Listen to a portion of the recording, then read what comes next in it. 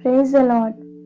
ఈరోజు దేవుడు మనకి ఇస్తున్న ఆజ్ఞ నాతో పాటు మీరు కలిసి చదవండి.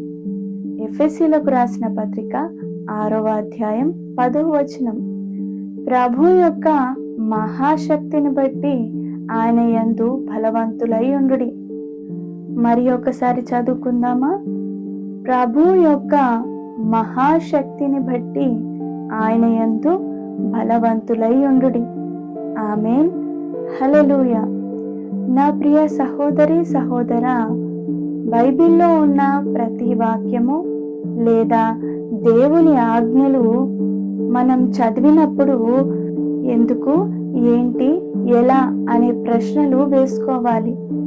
దేవుని వాక్యాన్ని ప్రశ్నించడం కాదు, ఆ వాక్యం బట్టి మనకు మనమే ప్రశ్న వేసుకోవాలి. అది మన ఆత్మీయ జీవితానికి ఎంతో సహాయపడుతుంది. ఆమేన్. మరి ఇప్పుడు చెబుతున్న దేవుని ఆజ్ఞలో ఎందుకు మనం దేవునిలో బలవంతులై ఉండాలి? ఎందుకంటే సాతానును ఎదిరించుటకు, దయ్యపు క్రియలకు వ్యతిరేకంగా నిలబడుటకు, దాన్ని కుయుక్తులను పడద్రోయుటకు దేవుడిచ్చు సర్వాంగ కవచంను ధరించుకోవాలి. ఎందుకంటే మనం పోరాడేది శరీరులతో కాదు, అంటే రక్త మాంసములు కలిగిన వ్యక్తితో కాదు, కానీ అంధకార సంబంధి అగు అధికారులతోనూ, దురాత్మలతోనూ, ప్రధానులతోనూ, లోకనాథులతోనూ, వాటి సమూహముతోనూ పోరాడుచున్నాం.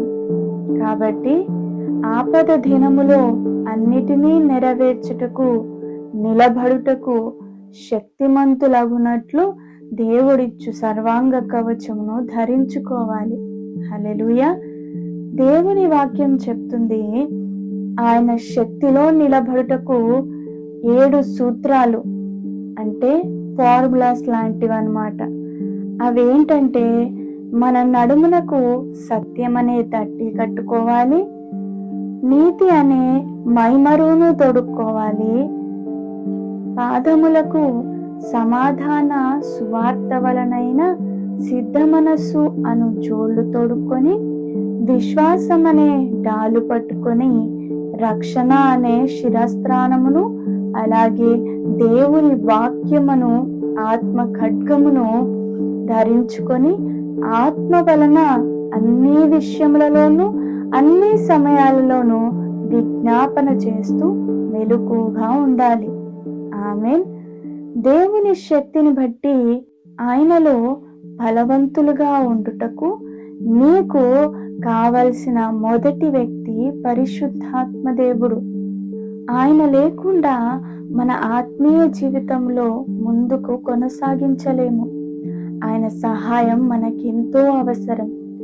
అది నీకు కావాలి అంటే మొదటిగా దేవుని వాక్యం నీలో సమృద్ధిగా నివసించాలి. ఆ వాక్యం నిన్ను ఏలాలి. అప్పుడు పరిశుద్ధాత్మ దేవుడు చెప్పేది నీకు అర్థమవుతుంది. ఆయన నీకు తెలియజేస్తాడు. అపవాది యొక్క కుయుక్తిని, దాని తంత్రాలను నీకు అర్థమయ్యేలా పరిశుద్ధాత్మ దేవుడు సహాయపడతాడు. హల్లెలూయా. ఈరోజు దేవుడు మనకి ఇస్తున్న ఆజ్ఞ మీరు జ్ఞాపకం ఉంచుకుంటారు కదూ. మళ్ళీ ఒకసారి మనం ఆ ఆజ్ఞను చదువుకుందాం. ఎఫెసీలకు రాసిన పత్రిక 6వ అధ్యాయం 10వ వచనం. ప్రభు యొక్క మహాశక్తిని బట్టి ఆయన యందు బలవంతులై ఉండుడి. ఆమేన్. హల్లెలూయా.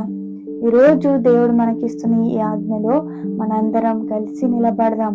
మన ఆత్మీయ జీవితంలో ఈ ఆజ్ఞలో కొనసాగుదాం. ఆమేన్. నాతో పాటు ప్రార్థనలో ఏకీభవించండి. మహాగణుడా, మహోన్నతుడా, మృత్యుంజయుడవైన మా తండ్రి, నీకు వందనాలు, కృతజ్ఞతాస్తుతులు. ఈరోజు మీరు మాకు అనుగ్రహించిన ఈ ఆజ్ఞలో నిలబడుటకు మాకు సహాయం దయచేయండి.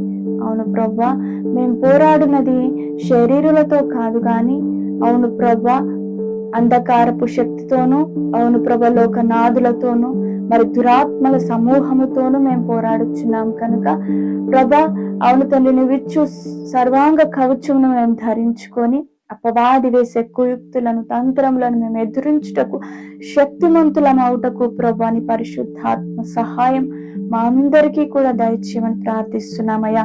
నీ వాక్యంలో మేము నిలబడుటకు మాకు సహాయం దయచేయండి. అవును ప్రభ, నీ వాక్యం మా జీవితాలను ఏలుటకు మాకు సహాయం దయచేయండి అయ్యా. అవును ప్రభ, మా హృదయాలలో సమృద్ధిగా నీ వాక్యమును నింపమని ప్రార్థిస్తున్నాం తండ్రి.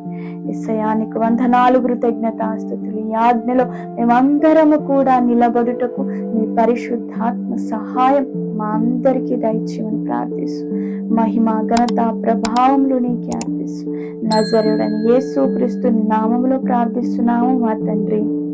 ఆమేన్. Praise the lord.